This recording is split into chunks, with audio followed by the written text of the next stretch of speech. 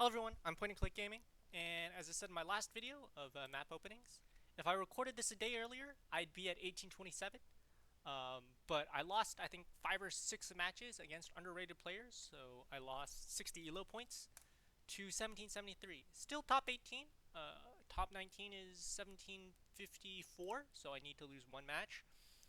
Um, but yeah, I'd have to win 60 matches to make up for it. Anyway, we're gonna watch two of the long running maps. Let me check how long McLovers is. I'll have to check on my map replay. So let me take a quick look at that real quick. So the second match I had, who was it?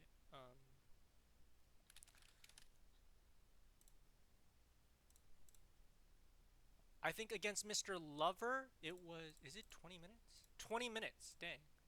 Um, Let me set it to prod v2 though.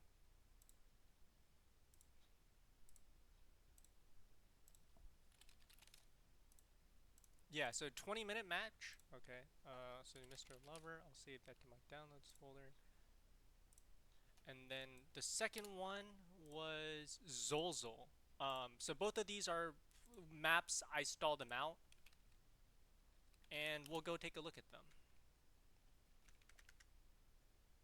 So downloads, downloaded both replays from my replay viewer, and we'll take a look at these two long stally maps.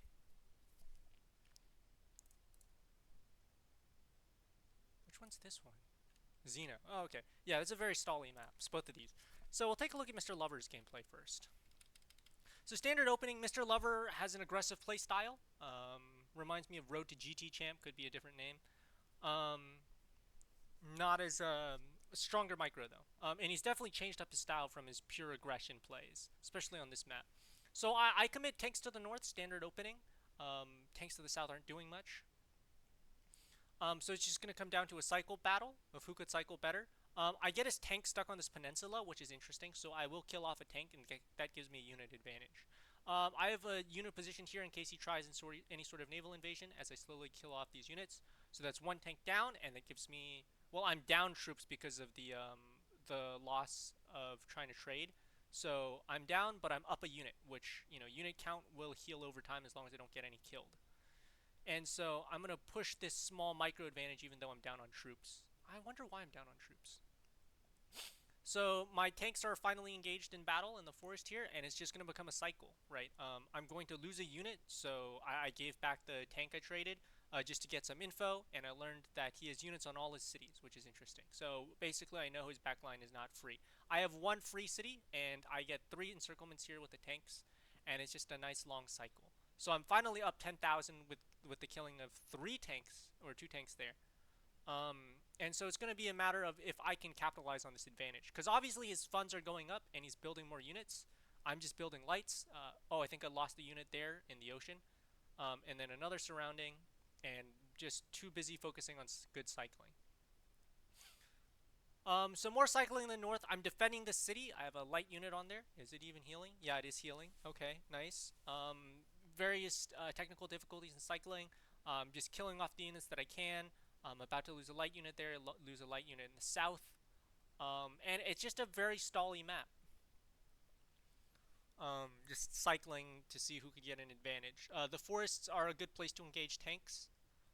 Not to engage with tanks, but just to engage them. So nice. I get some nice trades here.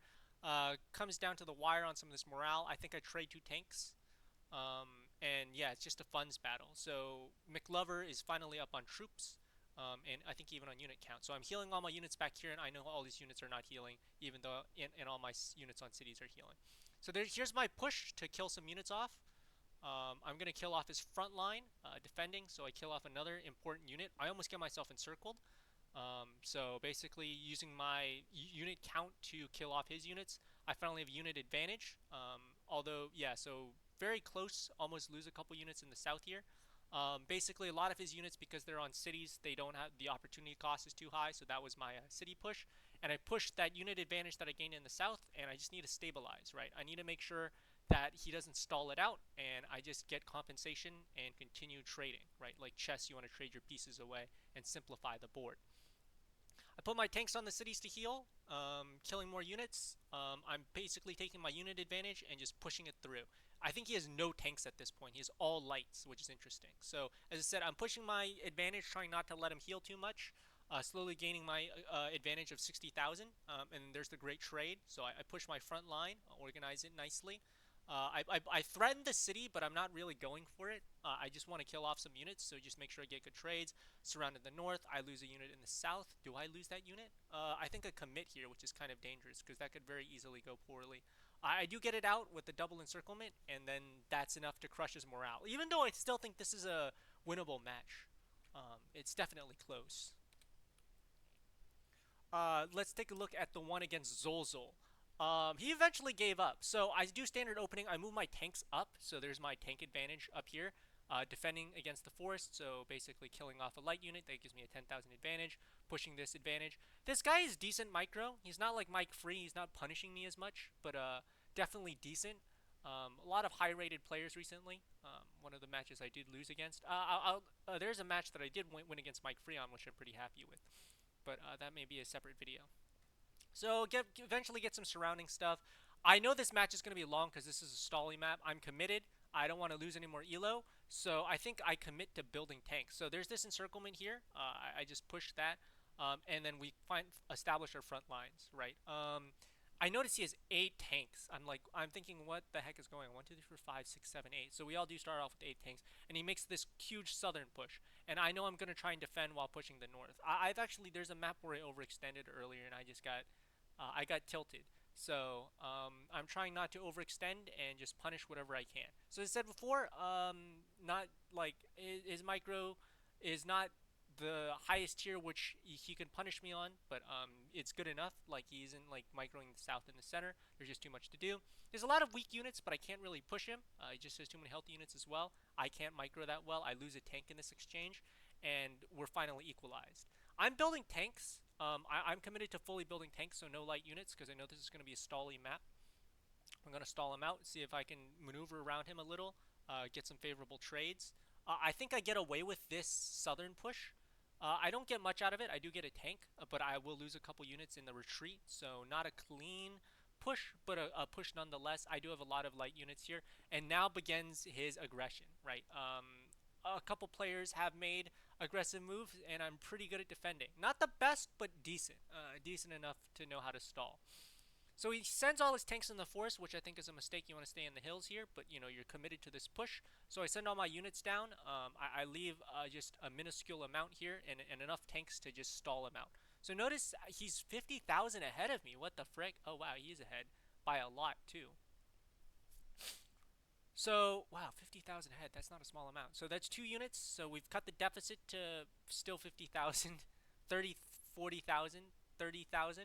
And it's slowly closing in as I kill off his units. I get some surrounding. We equalize, and I'm still behind by 25,000. Again, this push is going to cost him a lot, right? So I'm basically cycling these light units back and forth. His tanks are going to push, which I allow in exchange for trading some of his units. So I'm down a couple units. I'm down 20,000 here, 30,000. And so this is a crucial point of if I can kill enough units to compensate for the units I've lost in the north. He's going to go for the city. 2 tanks is kind of rough. If he notices, he could go for a backline city, but it's kind of risky. I commit all my forces because he has a lot of forces here not doing anything. And then there's the great encirclement, and this is where he kind of loses his main force. Obviously, he's still being the aggressor. I'm still producing tanks on cities, so I'm going to eventually outpace him, but he is also producing tanks as well, so he knows this is going to be a long game. So there needs to be a good mix of tanks and light units. Tanks are basically good to defend, but light units are good for maneuvering, right? So I think he's going for an all-tank build. This is my push, but because of my light units, I can maneuver and kill some units. The question is, can I get away with it? I think the answer is yes. Actually, no, this is a doomed retreat, but I basically try and take all my light units and try and outmaneuver him. He still has some light units in reserve, but he's weakening on that. I lose a tank. He even gets the city, but I get this encirclement. So if he played it, if he had more units or even any light units, maybe he could punish me. But I do get away with it. Sometimes when you give away a city, it's not all over. And then eventually I'm up 20,000. So a very risky trade here in the south against Zolzol. And then I have more light units, right? Oh, he's finally starting producing light units. He's healing faster, so he has more light units. I think he notices the maneuvering. I have my horde of light units as well, so it's going to be a light unit trade. And here he offers me a draw. Actually, no, not quite yet. Um, there's this entire encirclement. I need to figure out what's going on. I notice he has a lot of light units, so I say, oh, I'm gonna push somewhere, or at least I need to hold him off because he has a lot of units not here not doing anything. These units here can cycle. These units cannot because they're stuck on this island. So this southern front is advantageous. So he goes for this northern push. Notice I have 3 tanks here to support that, so that push is not going anywhere. It will get there eventually, but I think it's going to take too long, and I can send units up here to reinforce. So yeah, he does kill one light unit, gets himself encircled. So maybe a little bit better micro would help. Yeah, so he needs more units to get engaged. I'm about to lose a lot of units up in the north, so eventually he wins this trade exchange. He pulls out all his units, and then I'm going to, in his retreat, try and see if I can push anything. I don't get anything significant. I think maybe a light unit. No, I don't even get even that. Oh, I do surround a light unit, so I do get something out of it, and then it's another southern push as well. A lot of back and forth. I'm finally up 20,000, producing tanks, back to producing tanks again, and it's just going to be a stalling map. Who can go the longest without making a mistake? 3 tanks here not doing anything. I eventually noticed that this is just not enough, so he sends all his forces south, and so we're just going for the south trade. I look, and I see 6 tanks down here, so that means he doesn't have units in the south. So again, I'm using all my tanks down here to push. Glorified infantry units is what the War of Dots guide state, because tanks do not want to be attacking in forest. And yeah, blue is going to send another excursion force. I have 2 tanks, so I think I noticed that. And do I send this tank back in time? No, I don't, but he doesn't go for the right city. He goes for the frontline tank city. So 2 battles at once, so who can micro better? I'm We're even again. This tank city is just gonna be as solid as a rock. So he has like 8 light units here. He probably could do something with it, but he's not. And then he has a lot of these light units in the south. So definitely a scary moment. His retreat is maybe he should have just committed. Hard to say. And I'm basically just trying to defend against this push. And I have 8 tanks here against any sort of threat, which do not need to be there. So I should theoretically push with these tanks. I noticed that he lines up in the front line. I'm basically just going to kill off these units just because I have better cycles. I have 5 tanks. Finally get on. I leave this city open. I try to move my units, but this tank gets stuck on the mountain, so it doesn't. More tank support. I lose a tank, which I can afford because I'm finally up 30,000. So a very back and forth match. Very nice for red. I like defending as red. I do not like defending as blue.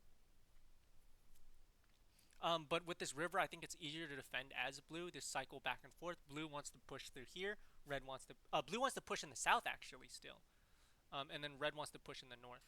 I capture another tank. I put 2 light units here just to see what's going on. I notice there's a tank on that city, so it's going to take a while. And around here, he offers a draw, and I say no, just because I don't really want to draw. And I think here he kind of abandons the game, and then the game ends here. But it was a nice stally match. Not quite at the level of like Mike Free or something, but he knows what he's doing. There's a lot of good players recently, and it's definitely a slugfest. So I don't know whether he's actually gone, because if he does this fake push and pushes out, it's going to be devastating. So I basically just kill off all the units so he can't really come back. Um, go for both cities at once. I don't notice he has this tank here, which could be very threatening. That's why I have 2 light units settled here. I want to capture one city, kill all his light units, and then the beginning of the end. I notice he has 3 tanks here, so I just skip this city and I just go for this. I notice he still has 100,000 troops. There's 60,000 here, so I need to figure out where his rest is, and I notice it's in the north, so I'm just gonna kill that off to make sure there's no some sort of weird comeback, and I'll win the match. So yeah, so that's 2 of my most recent matches. This one was 50 minutes, and the one against mrlover was 20. But most matches usually under 15. Usually only take 10 to 12. Definitely one of the most stally maps. You saw my almost 2 hour game, 1 hour 50-minute game against Mike Free on this map.